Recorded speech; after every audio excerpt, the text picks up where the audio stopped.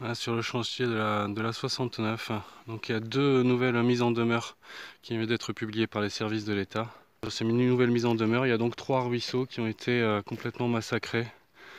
Des modifications qui ont été faites sans autorisation, et notamment le système de traitement des eaux pluviales. Ce qui se passe, c'est qu'en fait, il y a tout qui ruisselle depuis les remblais. Comme il n'y a pas de fossé ici de récupération, l'eau qui est chargée se met dans le deuxième compartiment directement. Normalement, l'eau elle est supposée passer par le premier compartiment, se décanter et après repartir, sauf que là elle passe directement dans le deuxième compartiment sans passer par le premier, et voilà, et donc du coup l'eau est obligée de passer par dessus. Et qu'est-ce qui se passe du coup quand l'eau passe par dessus? Elle charrie tout un tas de matière en suspension, et donc on en arrive à cette situation. Et là voilà, il n'y a plus de fossé. Ici il n'y a plus de fossé, et il y avait l'ancienne grille avec les cailloux. Voilà. Et là, et donc tout passe par-dessus. Tout passe par-dessus. On aura une deuxième petite grille à cailloux qui est complètement inefficace du coup, puisque elle est complètement colmatée également. Et tout part après dans la Ribinque. Et donc là on voit ça, ce désastre sur le cours d'eau qui s'appelle la Ribinque. Et donc ce que reproche l'État à Tosca, c'est de ne pas traiter les eaux ultra chargées en particules en suspension, en matière fine, qui viennent après se déposer dans le lit des rivières. Voilà. Et en fait, du coup, ça asphyxie la ripisylve, ça asphyxie le milieu naturel. Et après, du coup, toute la biodiversité. Et là, l'État demande également à Tosca de péter cette dalle béton. Donc ce qu'on voit au fond là, c'est la semelle de cet énorme ouvrage cadre. Ici, là, ce qu'il y a dessus, c'est de la terre végétale qu'ils ont rajouté pour que ça repousse. Et en dessous, là, ce qu'on voit, c'est les terrassements. Donc en fait, la terre végétale a complètement dégringolé. Et ce que dit l'État, c'est que l'érosion est tellement grande qu'en fait, ça a probablement commencé à couler en dessous de la dalle.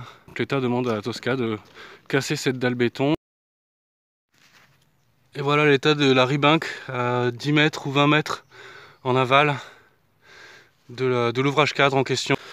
Voilà ce qui s'appelle polluer un ruisseau aux particules fines et aux matières en suspension. Regardez-moi ça.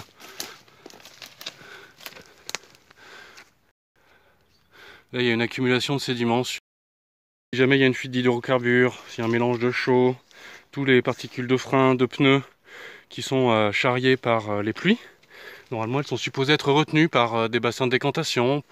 Voilà où on en est. Tosca s'en fout éperdument. Là, dans les dernières mises en demeure, il y a plus de 11 km où l'État demande à Tosca de remettre le système de traitement des eaux pluviales parce que ils ont arrêté de le faire. Ils ont recouvert les endroits où il y avait des fossés et du coup ils les ont pas refait. Et donc l'eau polluée part directement dans le milieu naturel. Encore une situation relativement grave de pollution sur le cours d'eau de la Balerme. Donc là on voit, ici on a tout un fossé. Voilà ce qui se passe avec le système de traitement des eaux. Ça a été balancé parce que ça gênait. Avant il y avait un fossé un peu plus loin ici. Il est gêné, donc on l'a balancé dans l'autre fossé, qui n'est pas du tout entretenu.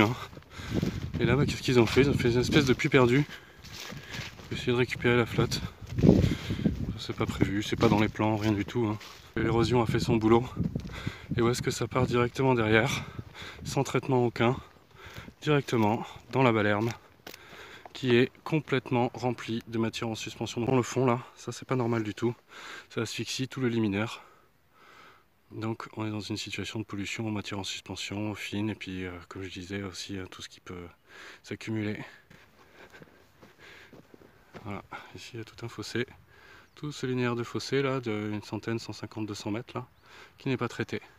Donc l'eau ruisselle sur les remblais, se charge en matière en suspension et vient se déverser ici après.